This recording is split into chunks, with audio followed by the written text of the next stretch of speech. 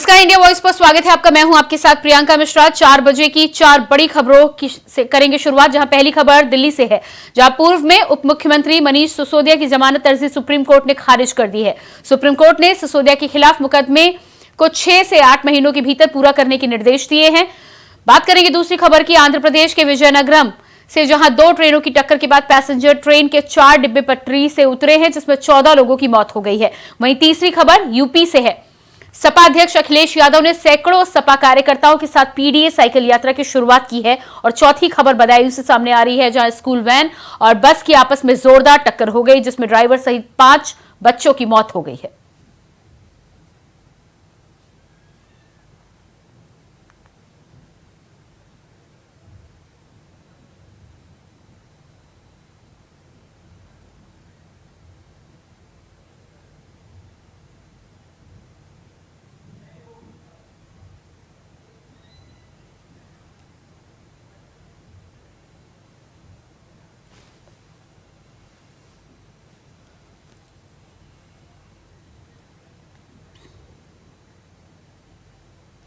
सबसे पहले दिल्ली से शुरुआत करेंगे। दिल्ली के पूर्व उप मुख्यमंत्री मनीष सिसोदिया की जमानत अर्जी सुप्रीम कोर्ट ने सोमवार को खारिज कर दी है। अदालत ने इस बात का निर्देश दिया है कि सिसोदिया के खिलाफ मुकदमे को 6 से 8 महीने के भीतर पूरा किया जाना चाहिए। इसके साथ ही कोर्ट ने यह भी कहा है कि अगर मुकदमे की प्रक्रिया धीमी रहती है तो सिसोदिया 3 महीने के अंदर फिर से जमानत याचिका दायर करने के लिए हकदार होंगे। वहीं इस पर बीजेपी की ओर से भी बयान सामने आया है। क्या कुछ कहा, आपको सुनाते हैं। माननीय सुप्रीम कोर्ट ने मनीष सिसोदिया की बेल रिजेक्ट कर दी है और इस निर्णय के बाद यह स्पष्ट हो गया है कि ये मनीष सिसोदिया सहित आम आदमी पार्टी का शीर्ष गैंग ये पूरी तरह से भ्रष्टाचार में लिप्त है और इनका मनी ट्रेल इस्टेब्लिश हो चुका है। ये लोग शराब घोटाले में, तरह तरह के भ्रष्टाचार में इतने लिप्त हो चुके हैं कि अब इनको माननीय सुप्रीम कोर्ट भी बेल देने से इनकार कर दिया है। और मुझे पूरा विश्वास है कि जो पाप करता है वो एक न एक दिन उसके सामने आता है और आम आदमी पार्टी के शीर्ष नेताओं का अब गिरफ्तार होना बहुत रहा है। हो गया जो अरविंद केजरीवाल बार बार कहता था कि जी हम तो सच्चे हैं, जी हमें तो सरकार ने जबरदस्ती फंसा दिया। अब ईडी भी गलत थी, डिस्ट्रिक्ट कोर्ट भी गलत थी, हाई कोर्ट भी गलत थी, आज से अरविंद केजरीवाल की नजर में सुप्रीम कोर्ट भी गलत हो जाएगी। क्योंकि तुम चोरी करो, तुम लूटो, देश को लूट कर पैसा जेबों में भरो, पर तुम्हें कोई ना पूछे, अगर पूछेगा तो वो गलत हो जाएगा। आज माननीय सुप्रीम कोर्ट ने दूध का दूध और पानी का पानी कर दिया और स्पष्ट कर दिया ये बेईमान हैं, लुटेरे हैं और देश में सबसे बड़े अगर करप्ट कोई लोग हैं वो अरविंद केजरीवाल और उसकी चौकड़ियां, जो जेल में रहेंगे और तब तक जेल में रहेंगे जब तक इनका हिसाब ना पूरा हो जाए। केजरीवाल जी पूरी नाटकीयता के साथ यह बात बार बार बोलते थे कि पैसा कहां है, पैसा कितना है। यदि आप आज के सुप्रीम कोर्ट के ऑब्जर्वेशन को देखेंगे तो उसमें सिर्फ जमानत याचिका खारिज नहीं की गई है, बल्कि 338 करोड़ रुपए प्रथम दृष्टया स्थापित होते हुए दिख रहे हैं। यानी जो वो पैसे की बात करते थे और जो मनी ट्रेल की बात करते थे वो आज लीगली स्टैब्लिश होती हुई दिख रही है। वो जितनी भी बातें करते थे केजरीवाल साहब, तो पैसा मीडिया की रिपोर्ट में नहीं बताया जाता, पैसा जांच एजेंसी बताती है न्यायालय के सामने और न्यायालय के समक्ष उपस्थित साक्ष्यों के माध्यम से यह पैसा उजागर हो रहा है। अब मुझे लगता है केजरीवाल जी की सरकार को बताना पड़ेगा न्यायालय को कि पैसा कहां है। तो शराब घोटाले में दिल्ली के उप मुख्यमंत्री रहे मनीष सिसोदिया को सुप्रीम कोर्ट से भी बड़ा झटका लगा है। सुप्रीम कोर्ट ने जहां एक तरफ जमानत अर्जी को खारिज किया है, वहीं अब पैसों के लेन देन की बात पर भी सुप्रीम कोर्ट की तरफ से यह बात सामने निकल कर आई है कि पैसों के लेन देन की कड़ियां साफ हैं। इस पूरे मामले के बाद में सुप्रीम कोर्ट ने ट्रायल कोर्ट को 6 से 8 महीनों का समय दिया है। समय देते हुए इस बात की तस्दीक की है कि 6 से 8 महीनों में इस केस को पूरा कर दिया जाए।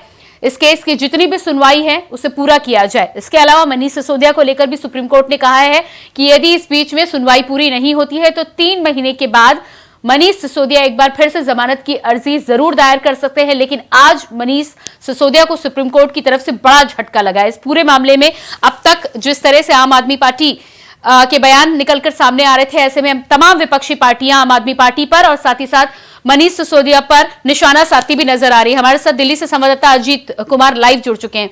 जी अजीत, जिस तरह से मनीष सिसोदिया को आज सुप्रीम कोर्ट से बड़ा झटका लगा है, अब इस मामले में क्या कुछ निकलकर सामने आ रहा है, क्योंकि 3 महीने के बाद अब दोबारा याचिका दायर कर पाएंगे मनीष सिसोदिया? जी बिल्कुल प्रियंका, बताना चाहूंगा बीते फरवरी महीने से ही कथित तौर पर शराब घोटाले में जो पूर्व उप मुख्यमंत्री है मनीष सिसोदिया, वो लगातार जेल में है और आज सुप्रीम कोर्ट ने ऐसा झटका दिया है जिसमें निश्चित तौर पर यह साबित कर दिया कि अब मनीष सिसोदिया आने वाले समय में न केवल दिवाली बल्कि नए साल का जश्न भी जो है वो उनकी जेल में ही मनेगी, क्योंकि जिस तरीके से आज सुप्रीम कोर्ट ने जमानत याचिका रद्द की है और उसके बाद विशेष तौर पर कहा है कि अब यानी कि 3 महीने तक अब मनीष सिसोदिया अपनी जमानत याचिका दायर नहीं कर सकते। हालांकि इस दौरान जो जांच एजेंसी है उनको भी निर्देश देते हुए कहा है कि इस मामले को जल्द से जल्द निपटाया जाए और तकरीबन 6 से 8 महीने का समय दिया है कि 6 से 8 महीने में इस पूरे मामले का जल्द से जल्द निपटारा किया जा सके। हाँ, इस दौरान ये जरूर कहा जा सकता है कि मनीष सिसोदिया का समर्थन करते हुए या मनीष सिसोदिया के पक्ष में बोलते हुए उन्होंने ये कहा कि अगर जो मामला है अगर उसमें जांच धीमी होती है तो 3 महीने बाद मनीष सिसोदिया एक बार फिर से अपने जमानत याचिका पर अर्जी दायर कर सकते हैं। लिहाजा साफ तौर पर कहा जा सकता है कि आने वाले समय में न केवल दिवाली बल्कि नए साल का जश्न भी अब। अजीत, इस तमाम जानकारी के लिए आपका बहुत बहुत शुक्रिया। तो मनीष सिसोदिया को सुप्रीम कोर्ट से आज बड़ा झटका लगा है और इसके बीच आइए आपको सीधे लिए चलते हैं अमेठी में दक्षिण पश्चिम एशिया के सबसे बड़े beverage plant SLMG beverage private limited के उद्घाटन समारोह में। ग्रुप के SN लधानी जी, GC लधानी जी, MD लधानी जी, राकेश लधानी जी, विवेक लधानी जी, प्रदेश के हमारे औद्योगिक एवं अवस्थापना विकास के आयुक्त श्री मनोज कुमार सिंह जी, लधानी ग्रुप से जुड़े हुए सभी अन्य सदस्यगण और उपस्थित भाइयों बहनों, अमेठी जनपद में आदरणीय प्रधानमंत्री जी की प्रेरणा और मार्गदर्शन में इस नए निवेश के लिए मैं स्थानीय सांसद और जनप्रतिनिधियों को के साथ ही आप सभी अमेठी वासियों को हृदय से अभिनंदन करते हुए लधानी ग्रुप को बधाई देता हूं, अपनी शुभकामनाएं देता हूं। ये बॉटलिंग प्लांट प्रदेश सरकार की इन्वेस्टमेंट की उस पॉलिसी का हिस्सा है जो आदरणीय प्रधानमंत्री जी ने हम सबको प्रत्येक निवेश, रोजगार और बेहतरीन औद्योगिक वातावरण देने के उद्देश्य से उत्तर प्रदेश की सबसे बड़ी आबादी के राज्य उत्तर प्रदेश में प्रारंभ किया गया है। हम सब जानते हैं उत्तर प्रदेश देश की आबादी का सबसे बड़ा राज्य है और सबसे बड़ी आबादी के इस राज्य में जो यहां की आवश्यकताएं थी 2017 के पहले, ये सब सपने हुआ करते थे। उत्तर प्रदेश में निवेश होगा, ये लोगों के लिए कल्पना थी, लेकिन 2017 में डबल इंजन की सरकार आने के बाद आज उत्तर प्रदेश देश के अंदर निवेश के सबसे अच्छे डेस्टिनेशन के रूप में अपनी एक पहचान बना रहा है। कितना परिवर्तन होता है जब हम लोगों ने पहला इन्वेस्टर समिट आयोजित करने का निर्णय लिया था फरवरी 2018 में। उस समय हमारी जो टीम थी उसने प्रदेश के अंदर निवेश का कुल जो लक्ष्य रखा था वह मात्र 20,000 करोड़ रुपए का रखा था। तो मैं उन पे एक बार नाराज हुआ था मैंने कहा भी इतनी बड़ी आबादी का राज्य और केवल 20,000 करोड़ की आप निवेश की बात करते हैं। तो उन्होंने कहा कौन यूपी में आएगा निवेश करने के लिए। मैंने कहा भी यूपी के बारे में क्या इतनी खराब धारणा है, और क्या 1 वर्ष सरकार होने के बाद भी हम इस धारणा को बदल नहीं पा रहे हैं। तो कहा साहब बहुत है 20,000 करोड़। मैंने कहा भी नहीं, लोअर लिमिट इसकी 2 लाख करोड़ कर रखो। तो वे हंसने लग गए थे। वे हंसे थे कि 2 लाख करोड़ का निवेश कौन करेगा, कहां से आएगा। और सचमुच जब हम लोग देश के अंदर अलग अलग स्थानों पर गए, लोगों से बातचीत शुरू हुई, तो हर एक जगह से यही बात कही जाती थी कि हम लोग तो बहुत निराश होकर के उत्तर प्रदेश से निकले हैं, हम दोबारा आना नहीं चाहते, लेकिन इधर हमने सुना है कि कुछ काफी सुधार हो रहा है और हम भी सुधार का हिस्सा बनना चाहते हैं। तो मैंने कहा अगर आप भी बनना चाहते हैं, देश के हर बड़े उद्यमी से मैं ये कहता था, तो आप हमारे इन्वेस्टर समिट में आइए। उत्तर प्रदेश शासन ने प्रधानमंत्री जी के मार्गदर्शन में, भारत सरकार के मार्गदर्शन में जो रिफॉर्म किए हैं, जो नई पॉलिसीज हमारी आई है, इस पॉलिसी के दायरे में रहकर के आप निवेश करिए, आपके निवेश और आपकी सुरक्षा की गारंटी हम देंगे। और भाइयों बहनों, आज मुझे बताते हुए प्रसन्नता है कि हमारा पहला इन्वेस्टर समिट जब 2018 में संपन्न हुआ था, हमें लगभग 4.25 लाख करोड़ रुपए का निवेश का प्रस्ताव प्राप्त हुए थे। लेकिन ठीक 5 वर्ष के बाद जब हम लोगों ने इस वर्ष फरवरी में फिर से अपना ग्लोबल इन्वेस्टर समिट किया, तो इस बार हमें जो 20,000 की राशि की बात हमारे सहयोगी पहले कहते थे, जो हमें पहले इन्वेस्टर समिट में प्रस्ताव 5.25 लाख करोड़ के मिले थे, इस बार इनकी संख्या बढ़ करके उत्तर प्रदेश में लगभग अब तक 38 लाख करोड़ रुपए के निवेश के प्रस्ताव हमें प्राप्त हुए हैं। इसके लिए हमें बहुत सारे परिवर्तन करने पड़े थे। ईज ऑफ डूइंग बिजनेस में व्यापक सुधार लाना पड़ा था, रिफॉर्म करने पड़े थे, सेक्टोरियल पॉलिसीज बनानी पड़ी थी, प्रदेश के अंदर लैंड बैंक बनाना पड़ा था, कानून व्यवस्था और सुरक्षा का एक बेहतर वातावरण देना पड़ा था। इसके लिए अनेक कदम उठाए गए और आज परिणाम है। उत्तर प्रदेश में इंफ्रास्ट्रक्चर के लिए भी आपने देखा होगा कितनी तेजी के साथ इंफ्रास्ट्रक्चर में आज के दिन पर उत्तर प्रदेश को प्रधानमंत्री जी ने स्वयं उत्तर प्रदेश को एक्सप्रेसवे प्रदेश के रूप में उत्तर प्रदेश को संबोधित किया। 6 वर्तमान एक्सप्रेसवे के साथ ही 7 नए एक्सप्रेस हाईवेज के साथ उत्तर प्रदेश वर्तमान में कार्य कर रहा है। Eastern and western dedicated freight corridor Uttar Pradesh से होकर के जा रहा है, उसका जंक्शन भी उत्तर प्रदेश में जेवर के पास है। 2017 के पहले उत्तर प्रदेश में मात्र 2 एयरपोर्ट क्रियाशील थे, आज के दिन पर उत्तर प्रदेश में 9 एयरपोर्ट हमारे क्रियाशील हैं। एशिया का सबसे बड़ा एयरपोर्ट हम लोग जेवर में बना रहे हैं, जो फरवरी 2024 में पहला रनवे इसका कार्य करना प्रारंभ कर देगा। कानून व्यवस्था बेहतर होती है तो परिणाम कैसे सामने आते हैं, ये प्रदेश के अंदर पर्यटन की बढ़ती हुई इन नई संभावनाओं को देखकर के अंदाजा लगा सकते हैं। 2017 में जिस प्रदेश में मात्र 3 करोड़ घरेलू और विदेशी पर्यटक आते थे, आज उसी प्रदेश में संख्या 32 करोड़ पार कर चुकी है और लगातार इसमें बढ़ोतरी हो रही है। और मैं आज इसी बात के लिए आश्वस्त करने के लिए आया हूं, यहां पे एसएलएमजी बेवरेजेस ने जो या बॉटलिंग प्लांट की स्थापना करके यहां पर अमेठी को जो एक नया उपहार दिया है निवेश का, दशकों से यहां पे औद्योगिक परिक्षेत्र चिन्हित हुआ था, लेकिन पहले की सरकारों के सामने विकास का कोई भी एजेंडा नहीं था।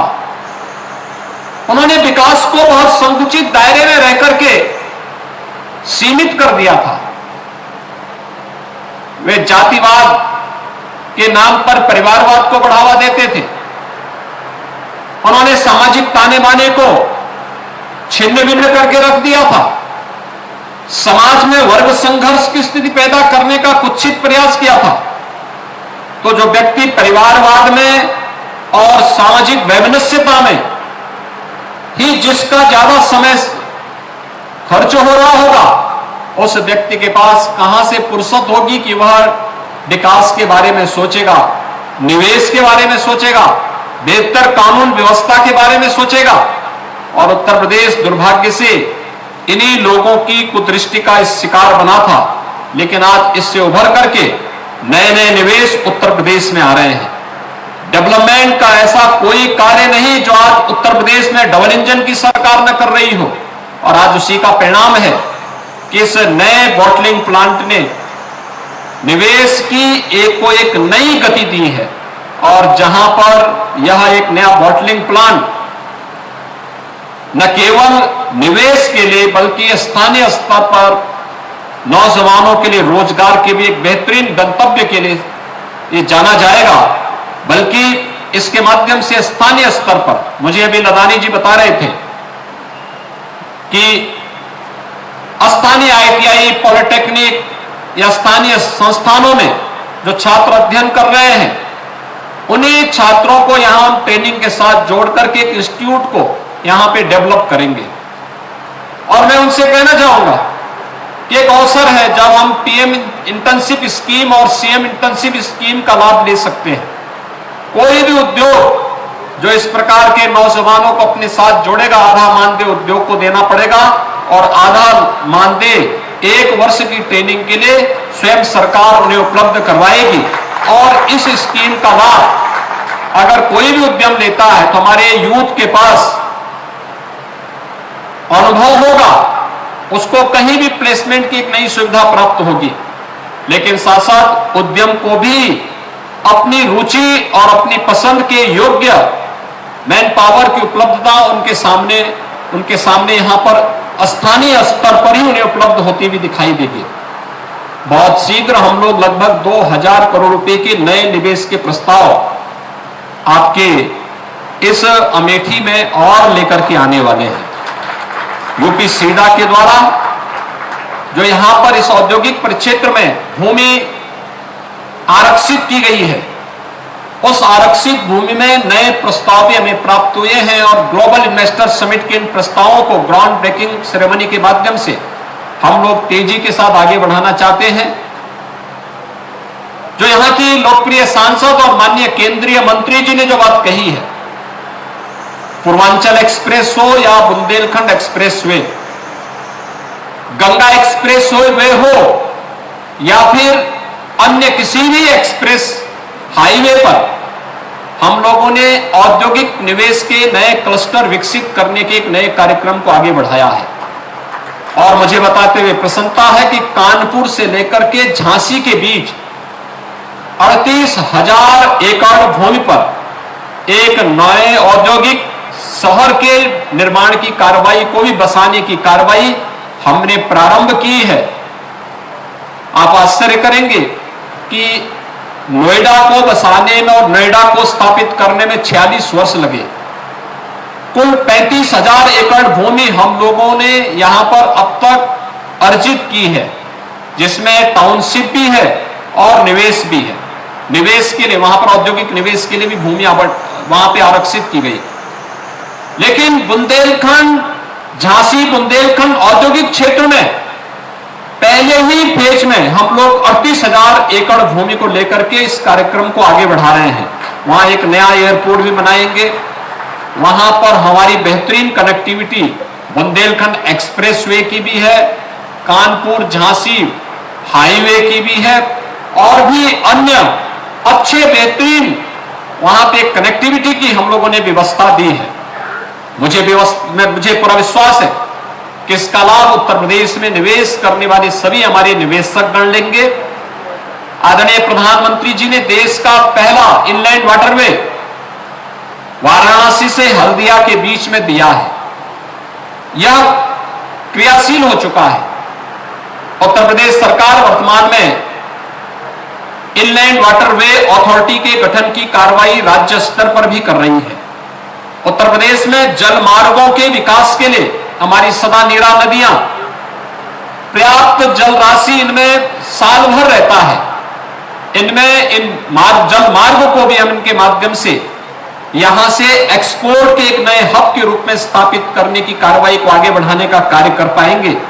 इस विश्वास के साथ जितना भी लैंड बैंक हमें उपलब्ध होगा, जहां हम इसका उपयोग निवेश और रोजगार के लिए करेंगे, वही साथ ही साथ प्रदेश के अंदर निवेश करने वाले हर निवेशक को मैं इस बात के लिए आश्वस्त करना चाहता हूं कि ईज ऑफ डूइंग बिजनेस में देश का सबसे बड़ा निवेश मित्र प्लेटफॉर्म उत्तर प्रदेश सरकार उपलब्ध करवा रही है। 430 से अधिक एनओसी केवल एक जगह आवेदन करने से उन्हें प्राप्त हो जाएंगे। प्रदेश सरकार के साथ निवेश के किसी भी क्षेत्र में निवेश करने वाले किसी भी निवेशक को एमओयू के साथ ही निवेश सारथी पोर्टल के माध्यम से उसकी निश्चित मॉनिटरिंग होगी और निवेश करने के उपरांत भी ऑनलाइन इंसेंटिव के साथ उन्हें जोड़ने की पूरी प्रतिबद्धता के साथ राज्य सरकार कार्य कर रही है। इसलिए मैं हर निवेशक को इस बात के लिए आश्वस्त करूंगा कि प्रदेश में निवेश की गारंटी आपकी होगी, लेकिन पूंजी की सुरक्षा और आपकी सुरक्षा की गारंटी सरकार की होगी। इस विश्वास के साथ लधानी परिवार को मैं इस निवेश के लिए हृदय से धन्यवाद देता हूं।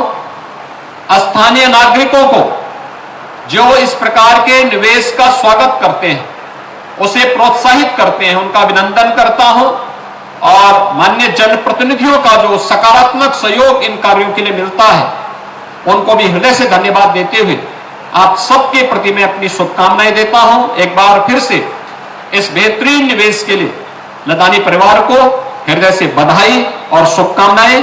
जय हिंद।